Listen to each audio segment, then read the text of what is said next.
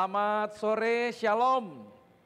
Damai sejahtera dan sukacita bagi setiap kita tentunya di saat sore hari ini. Dan ini bukan merupakan perkara kebetulan. Saya selalu percaya bahwa firman Tuhan itu tidak akan pernah kembali dengan sia-sia. Tapi firman Tuhan itu akan bergerak, bekerja dan menjangkau, mengubahkan kehidupan setiap orang. Untuk setiap orang berlaku seperti yang Tuhan inginkan untuk kita melakukan seperti yang firman Tuhan katakan. Nah saudara, di sepanjang bulan ini, di bulan Juli, kita akan membahas terus mengenai grace, mengenai kasih karunia. Memang pembahasan mengenai kasih karunia merupakan pembahasan yang kontroversial dan sedikit banyak terjadi pertentangan dan sedikit banyak juga telah membuat konsep berpikir kita diajak untuk berpikir secara benar. Dan ketika kita berbicara mengenai kasih karunia, ada hal-hal paradigma yang harus diubah dari konsep kekristenan yang tadinya awalnya kita telah lakukan atau kita hidupi. Dan ketika kita belajar mengenai ini, kita bersyukur akan janji yang Tuhan sediakan atas kehidupan setiap kita. Nah, saudara yang kasih Tuhan, hari ini yang saya bawakan judulnya adalah mengenai penebusan kekal. Ya, hari ini berbicara mengenai penebusan kekal. Nah, kita akan belajar mengenai area ini tentang suatu hal yang ditebus dan itu sifatnya kekal. Penebusan, pembayaran lunas. Dan itu bukan sekali, 2 kali, 3 kali, 4 kali dan diulang-ulang. Tapi merupakan suatu tindakan yang dilakukan 1 kali dan itu bersifat sampai selama-lamanya. Nah, sebuah konflik terpanjang dalam sejarah, konflik peperangan yang terus terjadi, yang paling lama adalah selama 4.000 tahun. Peperangan yang paling lama itu di Alkitab dituliskan ada 4.000 tahun. Dan itu berakhir dengan sebuah kemenangan telak sekitar 2.000 tahun yang lalu di atas kayu salib, yaitu pada waktu Yesus menyerahkan dirinya untuk disalibkan. Tetapi persoalannya saudara, masih banyak orang Kristen atau orang atau manusia di muka bumi ini yang belum mendengar kabar baik ini atau berita ini. Dan mereka masih terus melanjutkan peperangan. Yaitu peperangan mengenai apa? Peperangan terhadap dosa dan peperangan terhadap penghakiman. Masih banyak orang di dalam dunia ini yang selalu masih bergumul dengan dosa mereka. Masih banyak orang Kristen yang masih bergumul dengan penghakiman. Padahal di atas kayu salib Yesus berkata tetelestai, atau sudah selesai, finish. Kemenangan telah dikumandangkan pada waktu Yesus mengatakan finish, sudah selesai. Dan rekonsiliasi sudah dilakukan dan itu telah selesai dilakukan. Itu adalah kemenangan yang telah dijanjikan.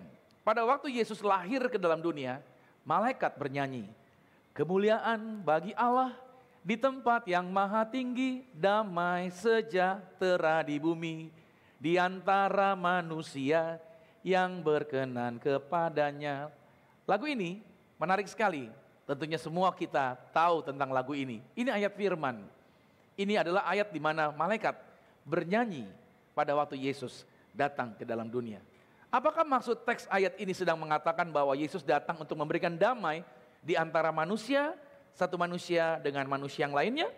Kalau saja memang Yesus datang untuk membawa damai antara satu manusia dengan manusia yang lain, itu berarti apa yang dikerjakan Yesus dipastikan telah gagal. Yesus datang tidak untuk memberikan damai antara satu manusia dengan manusia yang lain. Tidak. Tapi Yesus datang untuk membawa damai antara Allah dengan manusia. Karena sejak manusia jatuh dalam dosa, telah terjadi keterpisahan antara Allah dengan manusia. Terjadi perseteruan, terjadi permusuhan. Penyebabnya adalah dosa. Allah nggak mungkin mendekat kepada manusia yang berdosa dan itu akan membuat manusia mati. Sebaliknya, manusia berdosa tidak mungkin bisa mendekat kepada Allah dan dia juga akan mengalami kematian. Itu yang disebut dengan hukuman dan dosa yang terus-menerus diberitakan. Nah, saudara, isu utamanya sekarang bukanlah tentang dosa. Kenapa? Karena harga dosa semuanya telah dibayar lunas 1 kali untuk menanggung semuanya. Dosa sudah selesai. Oke? Allah sudah mengutus putranya. Allah sudah mengutus Yesus untuk memikul dosa-dosa setiap kita. Bagi siapa? Bagi diri kita. Dosa kita sudah ditanggung. Dan kemudian Allah menghakimi Yesus tanpa belas kasihan atas dosa-dosa tersebut. Kalau kita nonton film yang paling cocok, paling bagus tentang penyaliban Yesus adalah film The Passion. Tapi film The Passion sendiri sebenarnya penampakan penyiksaan Yesus baru mencapai kurang lebih menurut perkiraan orang baru 40%-nya saja dari kejadian yang sesungguhnya. Artinya saudara, dari film The Passion saja sudah mengerikan yang kita nonton. Apalagi kalau sampai 100%-nya penyiksaan Yesus. Nah, Allah menghakimi Yesus tanpa belas kasihan. Karena memang dosa itu harus dihukum, saudara. Dan penghukuman itu bukan diberikan kepada manusia, bukan kepada Anda dan saya. Tapi diambil alih oleh Yesus. Nah, timbul sebuah pertanyaan yang saya mau katakan. Apakah pengorbanan Yesus sudah cukup bagi hidup Anda? Atau masih ada yang lain yang perlu ditambahkan? Apakah Allah saat ini sedang menahan berkat-berkat-Nya karena dosa Anda? Karena kesalahan Anda? Dia belum mau memberkati Anda? Nah, kalau Anda meninggal dengan dosa-dosa yang belum diakui, apakah Anda yakin Anda akan diselamatkan? Nah, semua pertanyaan ini Tuhan Yesus sediakan jawaban-jawabannya. Dan Yesus memberikan jawaban ini agar Anda dapat dibebaskan. Agar Anda dapat bersuka cita dan dapat menerima berkat-berkat yang Bapa telah janjikan bagi hidup Anda. Allah telah selamanya menyelesaikan masalah dosa. Ingat, saya ulang lagi, the war is over. Dan itu sudah selesai 2000 tahun yang lalu. Orang-orang hari ini diingatkan, saya bawakan kabar baik ini, bahwa orang-orang hari ini masuk ke neraka bukan karena dosa pribadi mereka. Oke, karena apa demikian? Karena dosa-dosa di seluruh dunia sudah dibayar lunas. Ayatnya mengatakan seperti ini, di dalam 1 Yohanes 2 ayat 2, dosa seluruh manusia sudah dibayar lunas. Dan ia adalah pendamaian, ini bicara Yesus, untuk segala dosa kita. Lihat ya, segala dosa kita tanpa terkecuali. Dan bukan hanya dosa kita yang orang Kristen yang percaya pada Yesus, tetapi juga untuk dosa seluruh dunia. Oke, berarti dosa-dosa orang yang terhilang itu sudah dibayar lunas. Oke, Yesus sudah menanggung semua dosa orang. Tidak hanya mereka yang sudah Kristen, tapi orang-orang yang menolak, orang-orang yang membenci, orang-orang yang mengata-ngatai Yesus, semua sudah diampuni dosa-dosa mereka. Yesus sudah mengampuni semua orang dari teks ayat ini. Lalu kalau begitu, kalau dosa-dosa orang semuanya sudah diampuni, apakah gunanya keselamatan? Gitu loh. Apakah memang semua orang sudah diselamatkan? Tidak. Saya tidak mengatakan bahwa semua orang sudah diselamatkan, tidak. Saya tidak mengatakan bahwa semua orang itu sudah diselamatkan, saudara. Dari teks ayat ini memberikan petunjuk bagi setiap kita. Saya akan jelaskan kepada saudara, Allah memang sudah menebus semua orang dari dosa-dosa mereka. Tetapi untuk seseorang dapat diselamatkan, maka orang itu harus mau menerima penebusannya Yesus. Kabarnya sudah diberitakan. Misalkan saya datang sama Anda, hey, dosamu sudah saya tebus, dosamu sudah saya bayarkan semuanya. Kamu tinggal percaya saja apa yang saya katakan. Tapi kalau Anda berkata, I nggak percaya you bro, I nggak percaya, emang kamu sanggup apa nanggung dosa gitu. Enggak, saya nggak percaya. Nah, sebenarnya saya sudah bawa kabar baik sama dia, bahwa kamu akan diselamatkan. Kalau saja kamu mau percaya bahwa penebusan, pengampunan yang sudah saya bayar, hutang-hutangmu yang begitu banyak tadi yang sudah saya bayar, sebenarnya kamu sudah free dari hutang apapun juga. Tapi karena dianya nggak mau percaya dengan apa yang saya bagikan kepada dia nggak mau percaya dengan apa yang telah saya lakukan, makanya benefit daripada hutang yang sudah saya bayarkan tadi, dia tidak mendapatkan. Dia berpikir dia masih punya hutang itu. Paham sampai di sini? Oke, padahal hutang dia sudah saya lunasi. Gitu loh. Cuman dia minta apa? Minta buktinya gitu loh. Nah, buktinya bahwa saya sudah melakukannya, tapi dia nggak mau percaya. Nah, disinilah sebenarnya yang dibutuhkan adalah kepercayaan. Beriman, iman itu kepercayaan. Nah, ketika orang itu tidak mau percaya dengan apa yang Yesus telah selesaikan, ya dia tidak mendapatkan benefit daripada pengampunan, walaupun dia sebenarnya sudah diampuni dosa-dosanya. Lebih jelasnya lagi, lihat di dalam Efesus pada pasal 2, pada ayat yang ke-8, sebab karena kasih karunia, kamu diselamatkan oleh iman. Itu bukan hasil usahamu, tetapi pemberian Allah. Sebab karena kasih karunia, kamu diselamatkan oleh iman. Anda diselamatkan oleh kasih karunia melalui iman. Oke, Anda tidak diselamatkan hanya karena kasih karunia, tapi Anda diselamatkan oleh kasih karunia melalui iman. Jadi dua area ini saudara, kasih karunia dan iman. Jadi saudara harus mempercayai bahwa Anda sudah ditebus bukan berdasarkan perbuatan Anda. Karena saudara harus ingat baik-baik, disinilah persoalannya. Kasih karunia adalah sesuatu yang sebenarnya kita tidak layak untuk terima, tapi itu diberikan. Dan itu bukan berdasarkan apa yang mampu kita lakukan. Kita gak cukup layak untuk menerima ini. Kita gak mencapai standarnya Tuhan. Tapi itu dikasih. Dan itu diberikan.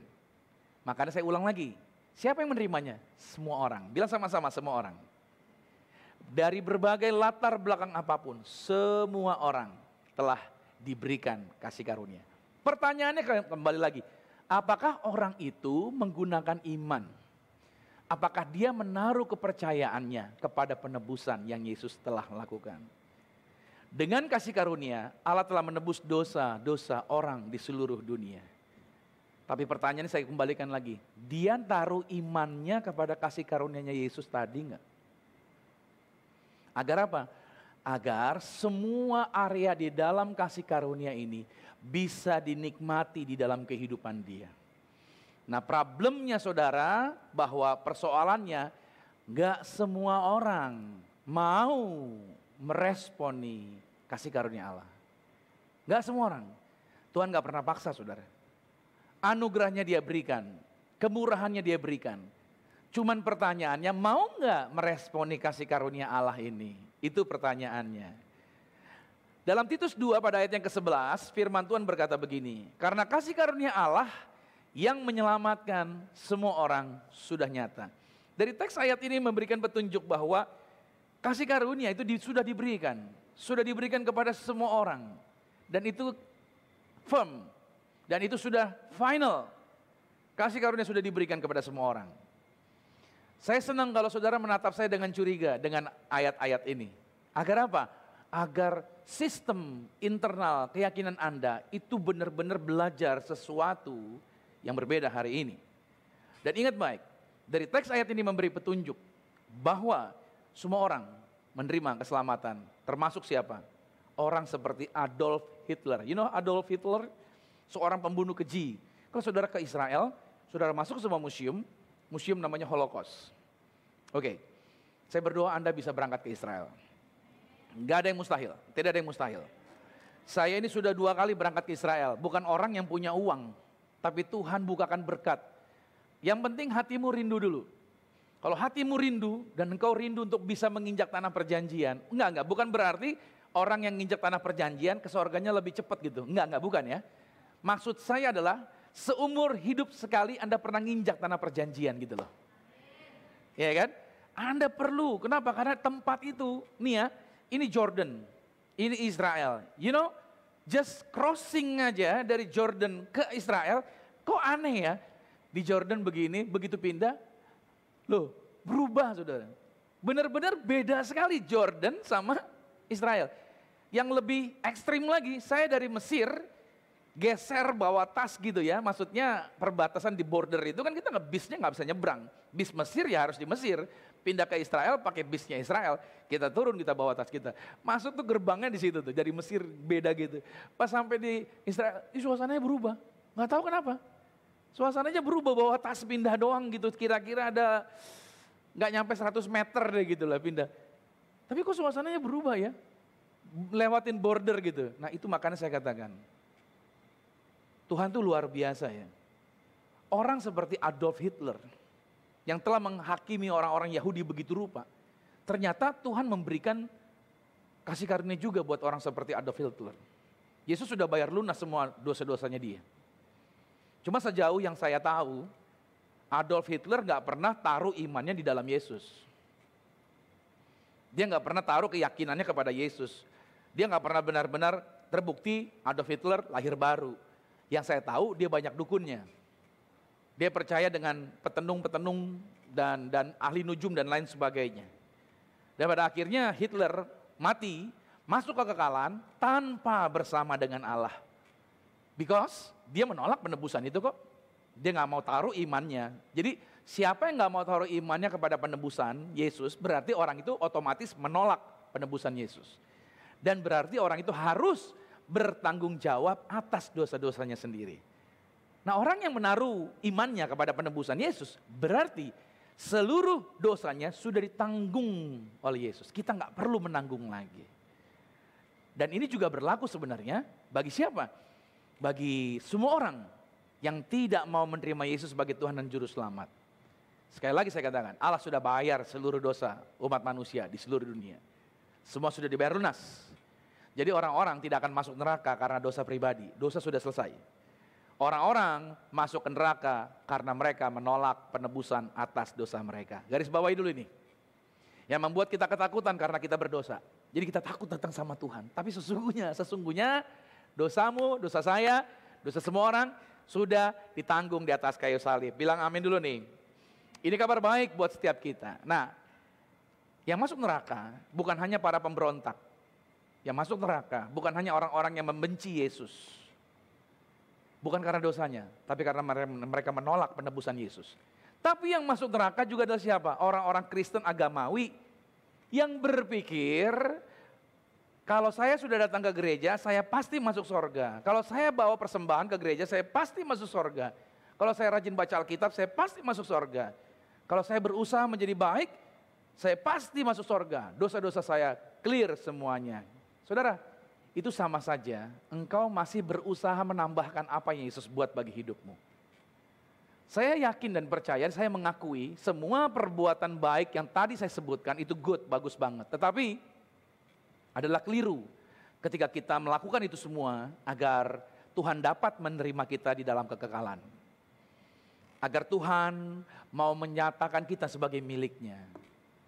Saudara, kalau engkau melakukan semua tujuannya agar Tuhan mengasihimu, agar Tuhan menyayangimu, agar Tuhan menyelamatkanmu, itu artinya sama dengan saudara Anda tidak mau menerima tindakan Yesus, tidak mau menerima penebusan atas dosa-dosa Anda. Anda masih berusaha menebus dosa dengan cara Anda sendiri. Ada seorang bernama Rudy, seorang pengusaha, dan dia seorang yang punya uang gitu saudara. Tapi dia punya tindakan-tindakan yang unik. Dia datang kepada pendeta, dia suka kasih uang sama pendeta, dia beliin sesuatu, jemaat dia traktir. Tapi si pendeta tahu karakter orang ini. Kalau dia berbuat baik sama pendeta, pasti nih ada udang di balik bakwan gitu saudara. Dan pendetanya langsung bilang begini, kamu buat baik sama saya, tadi malam habis dosa ya. Iya Pak Pendeta, gitu. Jadi Rudy ini berpikir, kalau dia buat dosa, dia harus bawa sesuatu kepada Pak Pendeta. Dia harus ngasih sesuatu, dia harus berbuat baik dulu. Berapa banyak orang Kristen yang mirip-mirip seperti ini. Kalau habis berbuat salah, dia mesti masuk ke kamar, dia mesti berdoa dulu 2 jam gitu loh. Sampai perasaannya tenang, baru oh Tuhan sudah mengampuni saya. Saudara, tadi lagunya bagus kan? The Waymaker, ya kan? Meskipun engkau nggak kelihatan, engkau tetap bekerja, betul nggak? Meskipun perasaan saya berkecamuk apapun juga, meskipun saya nggak merasakan, tapi Tuhan tetap bekerja. Tuhan bekerja bukan berdasarkan perasaan-perasaan kita, saudara. Tuhan bekerja berdasarkan firman Tuhan. Sampai hari ini Tuhan terus bekerja. Jadi saudara yang dikasihi Tuhan, even Anda nggak bisa berbuat baik sekalipun, Dia sudah mengasihi Anda. Even saudara masih dalam kesalahan, Tuhan sudah mengasihi Anda. So hari ini saya mau motivasi saudara, saya mau dorong saudara, berhenti terhakimi. Halo, berhenti ketakutan. Berhenti engkau memberi pintu bagi setan mengganggu pikiranmu dengan berkata, kamu salah, kamu dosa, kamu gak layak dan lain sebagainya. Kalau ada perkataan seperti itu, bilang sama setan, setan itu gue yang lama gitu. Setan itu sebelum saya tahu firman yang dari Romi. Sekarang saya udah tahu firmannya dari Romi. Jadi lu gak laku ngomong begituan. Get away, go back to hell, bilang begitu sama dia. Amin. Anda jangan mau lagi terhakimi. Anda sudah free, Anda sudah dibebaskan oleh Tuhan. Jangan seperti Rudy yang tadi saya beri kesaksian buat saudara. Lantas, apa yang membedakan kekristenan dengan kepercayaan lain? Kalau ditanya kepada saudara, apa yang membuat Anda yakin layak masuk surga? Mungkin orang Kristen akan menjawab seperti ini. Saya masuk surga karena saya rajin ke gereja gitu. Saya masuk surga karena saya kan kasih persembahan, saya ngasih perpuluhan, saya kan rajin baca Alkitab. Saya masuk surga karena saya sering ikut komsel. Saya di komsel tuh paling rajin nanya, jadi saya pasti masuk surga. Saya juga sering puasa sih, ya kan? Saya pasti rohani, walaupun memang saya puasa gara-gara nggak ada uang juga sih, gitu, terpaksa. Saya sering ikut doa pujian penyembahan, makanya saya percayalah saya masuk surga. Bahkan saya sering rutin loh, bangun tengah malam untuk berdoa dengan waktu yang panjang. Wow. Saya banyak berkorban ikut pelayanan saya. Jauh loh rumah saya dari sini, saya ikut pelayanan. Saya percaya saya pasti masuk surga. Bensin, Bo. Gitu. Saya banyak melakukan perbuatan baik dan lain sebagainya. Kita punya banyak alasan yang meyakini bahwa kita bisa masuk surga. Kalau saja jawaban saudara seperti yang saya berikan bagian tadi, jawaban-jawaban seperti itu, apa bedanya kepercayaan Kristen sama kepercayaan yang lain? Sama aja dong. Semua kepercayaan di dunia ini saudara menyatakan kamu harus kudus dulu, baru Tuhan berkenan sama kamu. Kamu harus benar dulu, baru Tuhan memberkati kamu. Benar gak sih? Semua kepercayaan di dunia begitu gak? Iya dong. Apa bedanya kalau gitu Kristen sama kepercayaan yang lain? Kalau Anda baca Alkitab dan Anda mengerti Injil dengan benar, jawaban Anda gak seperti itu. Kalau ditanya, apa yang membedakan kamu dengan yang lain? Apa yang membuat kamu yakin bahwa kamu akan masuk surga? Apa yang kita jawab? Ini jawabannya. Boleh difoto ya. Jawabannya bukan apa yang saya perbuat yang membuat saya bisa masuk surga. Melainkan ini hanya karena iman yang saya taruh di dalam kasih karunia Yesus. Saya bisa masuk surga hanya karena melalui pengorbanan Kristus di atas kayu salib. Iman saya taruh kepada apa yang Yesus telah buat. Hanya itu. Kita nggak perlu kasih jasa-jasa kita nih semua nih nggak usah. Karena memang nggak ada yang bisa. Ini yang membedakan Injil, ini membedakan Kristen dari kepercayaan yang lain. Karena kepercayaan kekristenan hanya punya satu juru selamat. Kita nggak punya banyak Allah, cuma satu saudara. Dan kita tidak pernah berusaha mendapatkan kemurahan Allah melalui perbuatan baik. Semua sistem di dunia ini mengarahkan orang untuk berusaha mendapatkan kemurahan Tuhan melalui perbuatan baik terlebih dahulu. Kalau kamu tidak berbuat baik, ya kamu tidak dapat. Itu dunia. Makanya kita dituntut mencapai standar. Dunianya begitu. Makanya para orang tua juga begitu kan, kasih standar sama anaknya. Kalau kamu nggak dapat nilai segini, mama nggak kasih ini, mama nggak kasih itu. Kita sudah terbiasa dengan yang namanya punishment, ancaman dan lain sebagainya. Makanya sebenarnya saya sedih banget kalau saya melihat masih banyak orang Kristen yang terjebak dengan pola-pola seperti ini. Mereka berusaha tampil sebaik mungkin dengan tujuan agar Allah dapat menerima mereka. Saya takut banyak orang pelayanan hari ini karena dia hari Sabtu kemarin habis buat dosa. Jadi hari Minggu cuci dosa. Jadi datang hari ini, oh puji Tuhan, saya diampuni sama Tuhan nih. Saya bayar dulu nggak apa-apa lah. Saya datang sekarang untuk saya mendapatkan hati yang tenang karena saya sudah diampuni. Hal-hal baik yang telah saya sebutkan tadi itu memang bagus untuk dilakukan. Ya. Tetapi itu bukan kekristenan sejati kalau standarmu untuk layak di hadapan Tuhan dengan perbuatan-perbuatan baik tadi. Saya menjumpai awal-awal orang bertobat, mereka berserah sepenuhnya kepada kasih karunia Tuhan. Pada waktu bertobat, Tuhan aku datang padamu. Saya nggak bisa ngapa-ngapain, saya percaya saya mengandalkan Tuhan. Tapi dalam perjalanan kekristenan mereka setelah sekian lama, mulai mereka berpikir, kalau saya dulu diterima Tuhan pada waktu saya nggak punya apa-apa, saya masih dosa dan lain sebagainya.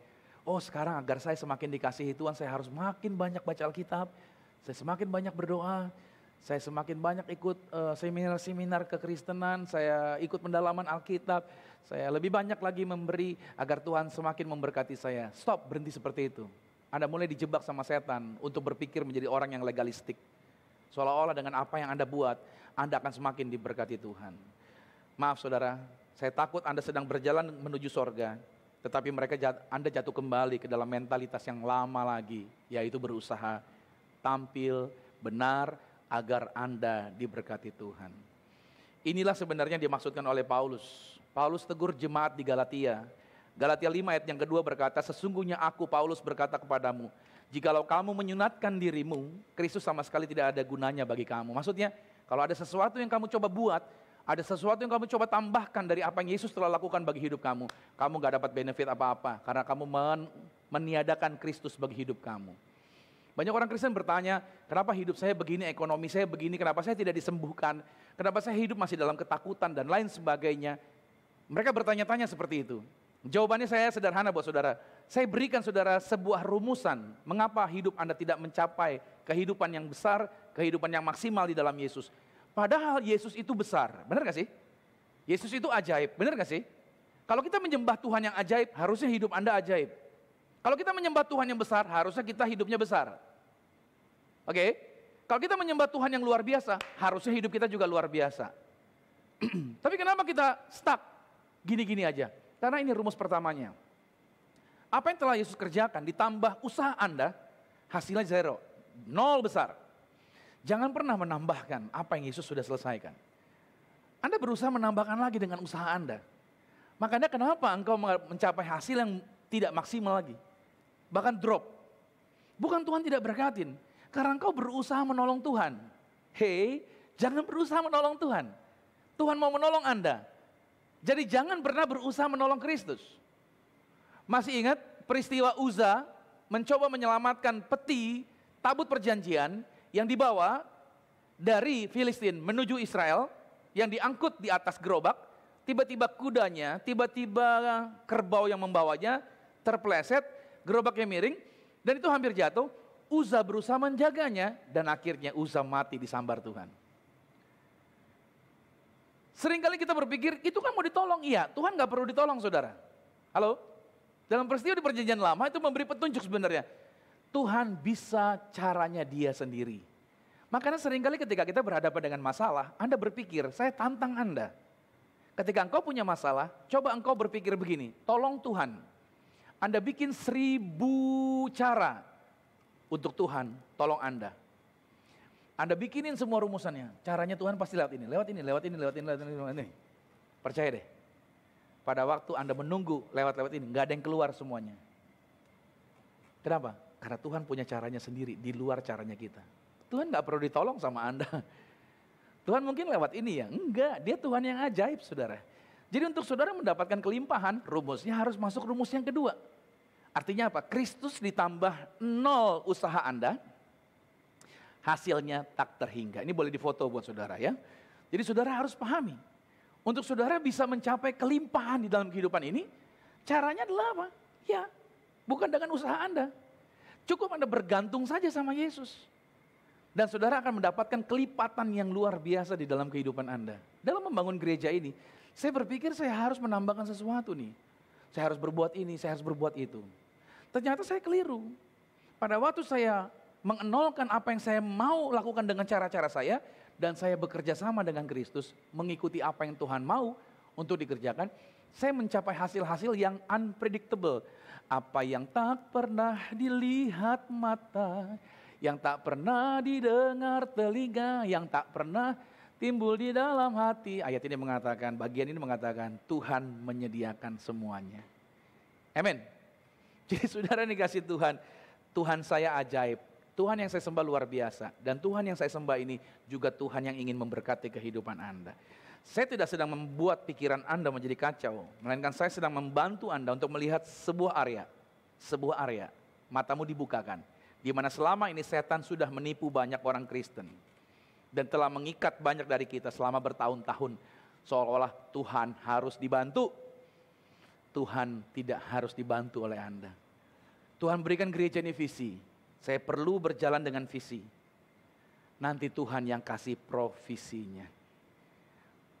Waktu saya bikin video untuk ibadah, saudara, selama pandemi, video-video kita tayangkan dan lain sebagainya. Waktu ada di tangan kami adalah pada waktu kami membuatnya, pada waktu kami mengeditnya, itu ada di dalam kuasanya kami. But, begitu kami upload di YouTube, begitu kami taruh di media sosial, itu sudah di luar kendali kami. Kendalinya sekarang ada di tangan Tuhan. Tahu-tahu ada orang yang nonton, tahu-tahu ada orang yang mau datang, tahu-tahu ada orang yang calling, tahu-tahu ada orang yang memberkati dan lain sebagainya. Paham sampai di sini? Promosi itu bagiannya Tuhan, saudara. Kita nggak tahu nih di media sosial siapa aja yang udah nonton, siapa aja yang tertarik dan lain sebagainya. Makanya saudara dikasih Tuhan ketika bangun pelayanan ini, Tuhan tambah-tambahkan terus menerus satu persatu. Caranya adalah apa? Saya nggak mau dengan usaha saya capek saudara.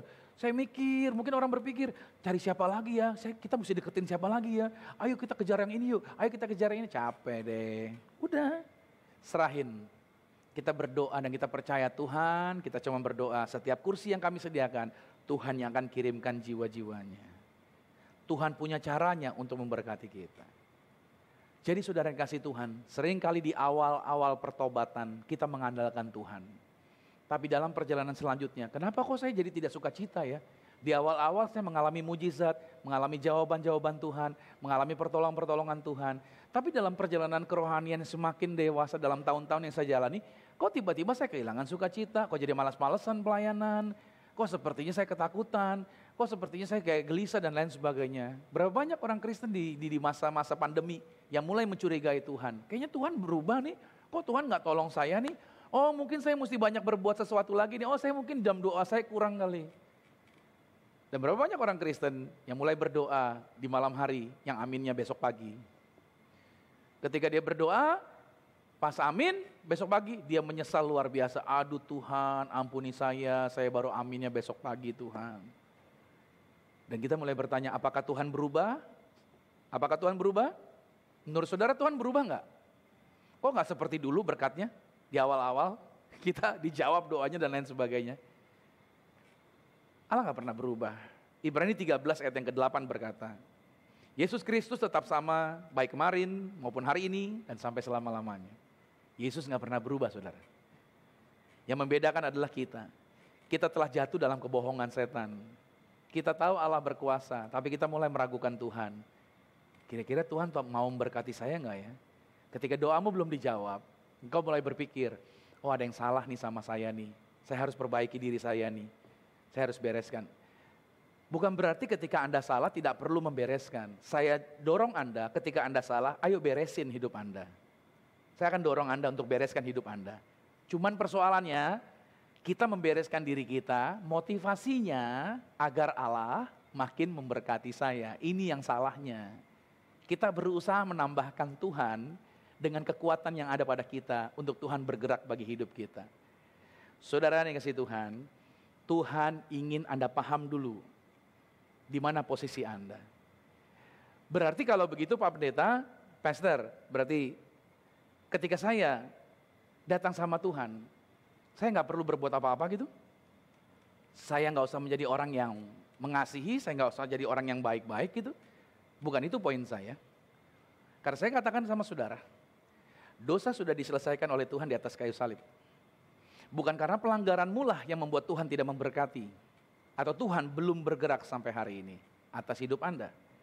Karena dosa bagi Allah adalah sesuatu yang bukan masalah. Dosa sudah selesai. Sama-sama katakan dosa sudah selesai. Yes, ingat baik, the war is over. Perseteruan antara Allah dengan manusia sudah selesai. Karena dosanya sudah ditanggungkan oleh Yesus. Oleh sebab itu, Tuhan mengasihi Anda. Tuhan bukan berarti sayang sama dosa Anda, bukan. Tuhan tahu dosa itu sesuatu yang keliru. Bedakan manusia, bedakan dengan dosanya. Tuhan mengasihi manusia yang berdosa, Tuhan membenci perbuatan dosanya. Perbuatan dosa itu Tuhan benci, tapi Tuhan sayang Anda. Makanya Tuhan utus Romi Matulesi untuk kasih tahu sama saudara, berhentilah berdosa lagi. Berhentilah melakukan kebiasaan yang salah.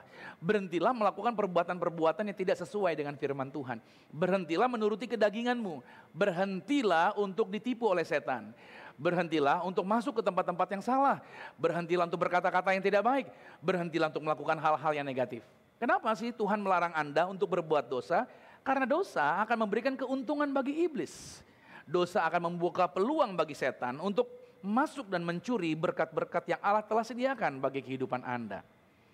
Seringkali memang Tuhan menempelak dosa Anda, tujuannya bukan Allah marah sama Anda dan mengancam Anda, kamu gak bakalan masuk surga. Kalau kamu masih berbuat dosa ini, bukan. Tapi Tuhan sedang memberitahu Anda, hai nak, kalau kamu tetap di area itu, nanti setan akan punya akses berat untuk mengganggu anak kamu.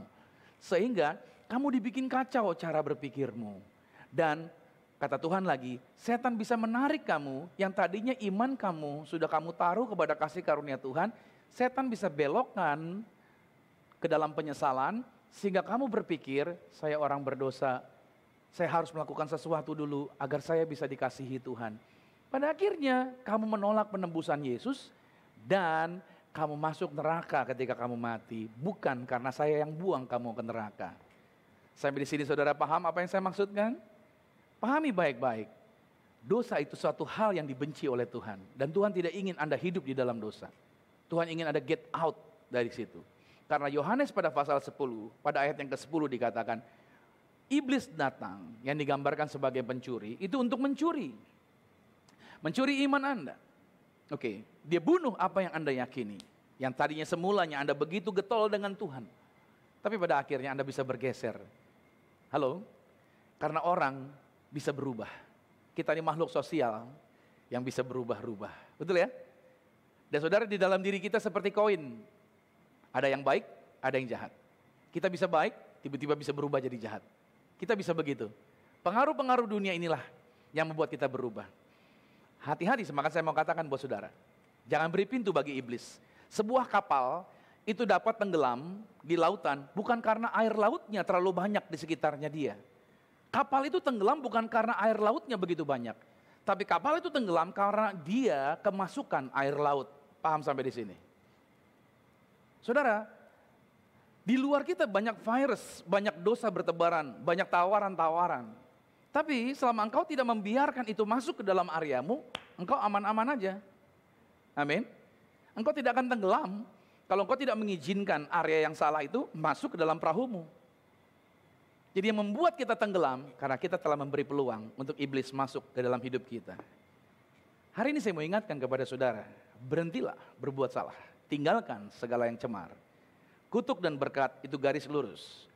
Oke, orang tua yang diberkati, anak-anaknya pasti diberkati. Orang tua yang takut akan Tuhan, keturunannya pasti diberkati. Tapi orang tua yang hidupnya dalam kesalahan dan tidak mau berubah, maka turunannya akan terus melakukan kesalahan yang lebih fatal lagi dari dia. Berkat itu semakin berkelipatan, saudara. Seperti akar, batang pohon, keluar dahan dan keluar buah. Sama, kutuk juga demikian. Kalau kita hari ini tidak bertobat dari apa yang kita buat, saudara ingat baik-baik, saya baca bukunya dan saya jumpai orang-orangnya. Bagaimana dosa itu berkelipatan. Orang tuanya buat A dosanya. Dia gak bertobat orang tuanya. Turun ke anaknya hasilnya A, B, C. Gitu loh saudara.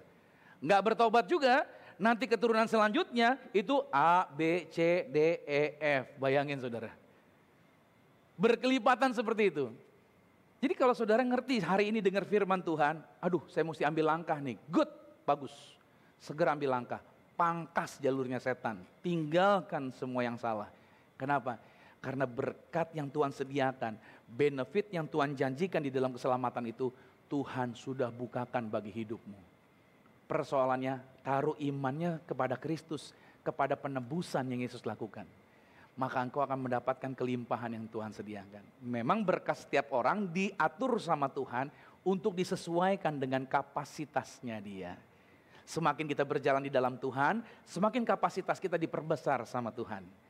Oke, semakin kapasitas kita diperbesar, nanti cakupannya dapatnya akan Tuhan buat besar lagi. Kenapa sih kapasitas kita diperbesar? Karena kita mau dipakai Tuhan untuk memberkati orang lebih besar lagi. Makanya perlu kerjasama kita dengan Tuhan. Maka dari itu saudara yang kasih Tuhan, disinilah yang dipentingkan. Bahwa kita nggak bisa berusaha dengan kekuatan kita. Kita banyak kesalahan. Kita banyak perbuatan yang negatif. Yakobus menuliskan dalam Yakobus 2 pada ayat yang ke-10, sebab barang siapa menuruti seluruh hukum Taurat itu, tetapi mengabaikan satu bagian daripadanya, dia bersalah terhadap keseluruhannya. Siapa yang bisa melakukan ini semua? Nggak ada yang bisa menyelesaikan hukum Taurat. Makanya Yesus mengatakan kepada semua orang, kalau hidup keagamaanmu tidak lebih baik daripada orang Farisi, kamu tidak akan masuk dalam kerajaan sorga. Maksudnya gini, kalau dengan perbuatan kamu berusaha tampak benar di hadapan Tuhan, coba kamu bandingin perbuatan kamu dengan perbuatan orang Farisi. Kamu perbuatan keagamaan kamu, ritual kamu lebih bagus gak? Lebih rohani gak dari orang Farisi? Orang Farisi rohani sekali saudara. Dia kalau berdoa, ya kan tepat waktu, berpuasa. Waduh, hukum Taurat benar-benar dia jalankan. Tapi orang Farisi gak masuk surga saudara. Karena dia tidak menaruh imannya kepada penebusan Yesus. Dia menaruh imannya kepada apa yang hukum Taurat lakukan. Makanya tidak ada yang namanya neraka level 1, neraka level 2, neraka level 3. Gak ada saudara, neraka is neraka. Gak ada level-levelan. Yang namanya level 1, level 2, level 3 itu namanya keripik maicih saudara.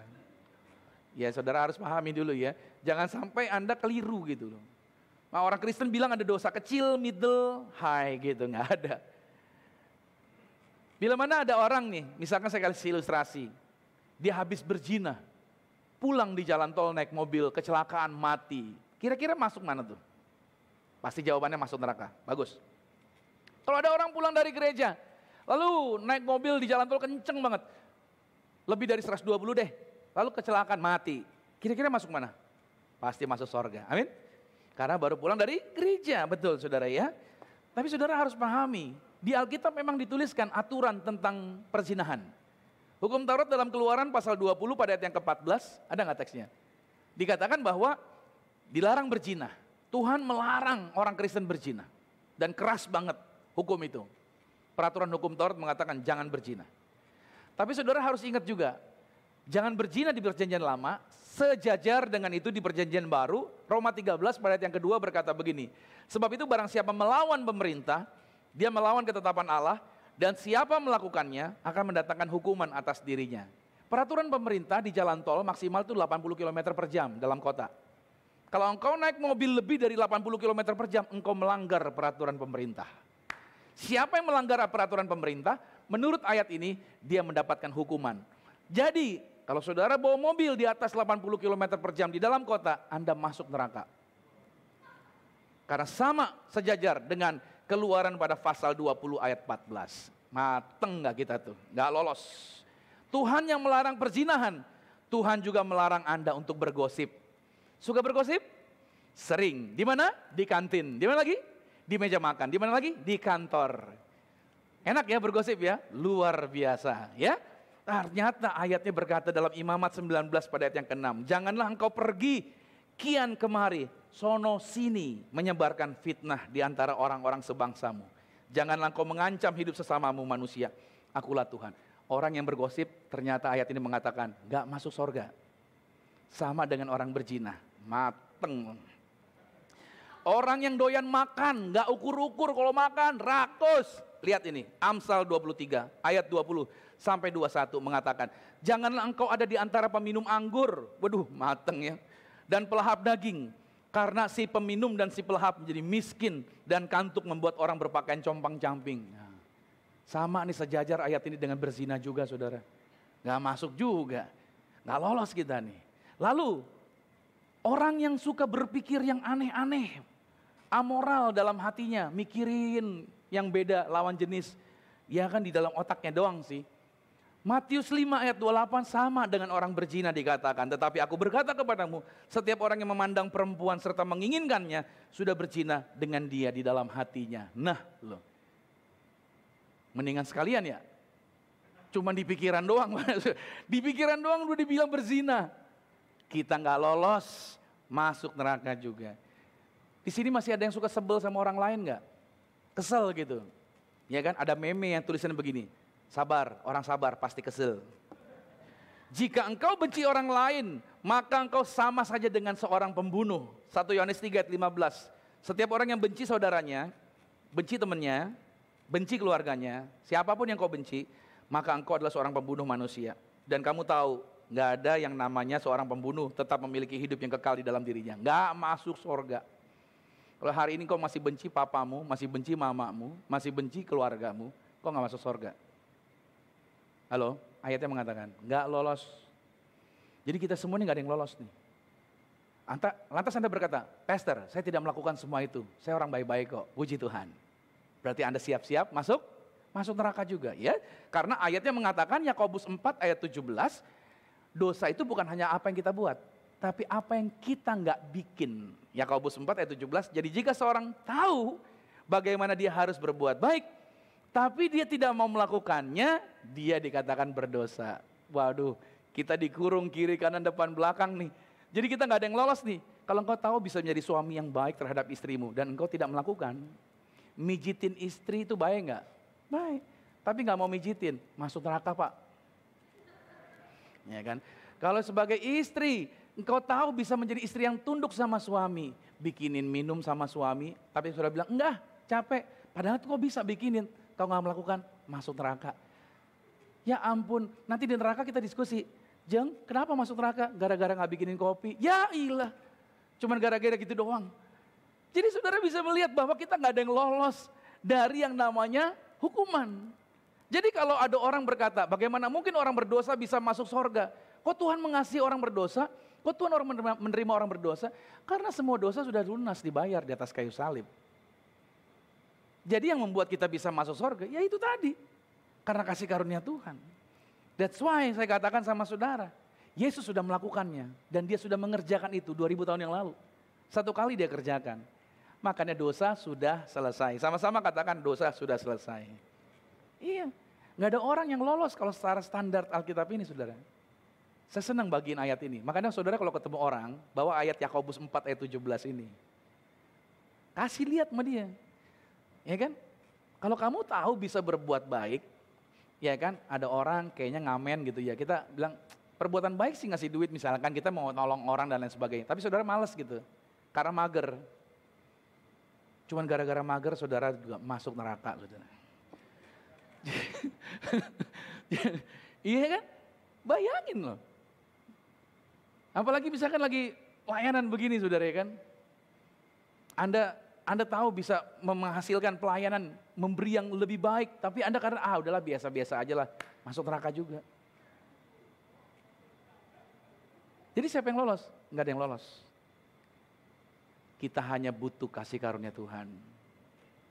Dosamu sudah diselesaikan. Hari ini berhentilah menjadi orang yang terhakimi gara-gara dosa. Tapi sadari bahwa engkau menaruh imanmu kepada Yesus. Ayat terakhir, Ibrani 9 ayat 11. Tetapi Kristus telah datang sebagai imam besar untuk hal-hal yang baik yang akan datang. Ia telah melintasi kemah yang lebih besar dan yang lebih sempurna, yang bukan dibuat oleh tangan manusia, artinya yang tidak termasuk ciptaan ini. Dan ia telah masuk satu kali untuk selama-lamanya ke dalam tempat yang kudus, bukan dengan membawa darah domba jantan dan darah anak lembu, tetapi dengan membawa darahnya sendiri. Dan dengan itu, ia telah mendapat kelepasan yang kekal. Bicara kemah yang lebih besar, zaman perjanjian lama ada kemah Musa, tabernakel. Yaitu ada ruangan kudus, maha kudus. Halaman kudus, ruangan maha kudus. Misalkan ini layar, ini adalah tirai yang membatasi antara ruangan maha kudus di baliknya dengan ruangan kudus. Maka saudara yang boleh masuk ke dalam ruangan maha kudus hanya seorang imam besar dan 1 tahun 1 kali. Imamnya harus kudus, harus benar. Dan jemaat hanya boleh di luar sana. Oke? Di halaman nanti darah yang dipotong itu binatangnya diambil oleh imam, imam akan bawa masuk ke sini, imam akan cipratin di tirai ini saudara. Dia akan cipratin sambil berdoa buat Anda yang di luar sana. Begitu terus dengan darah binatang. Tapi itu diulang terus. Tahun depan bawa lagi, setiap kali dosa datang lagi, tadi cipratin lagi. Jadi ketika engkau datang ke bait Allah, yang kau ingat bukan Tuhan mengasihimu, tapi engkau ingatnya adalah engkau orang berdosa. Engkau orang bersalah yang sedang minta ampun sama Tuhan. Jadi setiap kali kau datang sama Tuhan, engkau ketakutan. Oke, tapi hari ini dengar baik, dari teks ayat ini, Yesus sudah melintasi, kemahnya bukan kemah ini lagi. Makanya ketika Yesus berkata sudah selesai, tirai yang tebal, yang tinggi sekali, Alkitab menuliskan, itu robek dari atas sampai ke bawah. Alkitab kalau nulis itu detail. Jadi kalau saudara baca Alkitab, jangan cuma sekedar-sekedar. Baca Alkitab yang detail.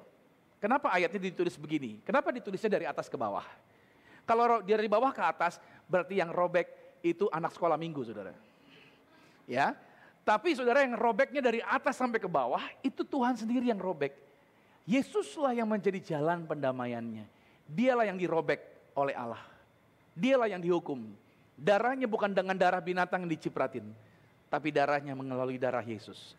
Darah binatang harus berulang-ulang. Ayat ini mengatakan darah Yesus 1 kali saja dan itu kekal sampai selama-lamanya. Sehingga ketika tirai ini terbuka, seluruh benefit yang ada di dalam ruangan maha kudus, semua yang ada di sana, kesembuhan, berkat berlimpah, kelepasan, hadirat Tuhan, pasukan malaikat yang disediakan untuk menjagai, semua keberhasilan, masa depan yang gilang gemilang, kebahagiaan, kemenangan dan lain sebagainya, itu dibawa dan itu diberikan kepada Anda. Pada waktu Anda berseru, in the name of Jesus. Pada waktu kau berdoa di dalam nama Yesus, semua berkat yang ada di dalam ruangan maha kudus, itu keluar menghampiri Anda. Haleluya. Amin. Yes. Dan Anda itu semua datangnya gak sedikit. Sampai Anda berkata, loh, kok begini banyak Tuhan? Kok begini banyak Tuhan? Itu yang saya mau katakan. Kabar baik yang sampai kita nggak percaya itu terjadi bagi hidup kita. Yesus sudah menyediakan jalannya buat Anda. Penebusan Yesus kekal. Bilang sama-sama kekal. Tidak diulang-ulang. Itu bukan jangka pendek. Pada waktu Anda terima Yesus kapan? Hari ini nih, saya bertobat deh. Saya terima Yesus. Saya mau bertobat sungguh-sungguh. Oke, kata malaikat, hari ini ya. Ingat, sampai kamu nanti jatuh lagi, berarti harus ulang lagi. Cuma sampai batas itu. Bukan. Tapi sampai selama-lamanya.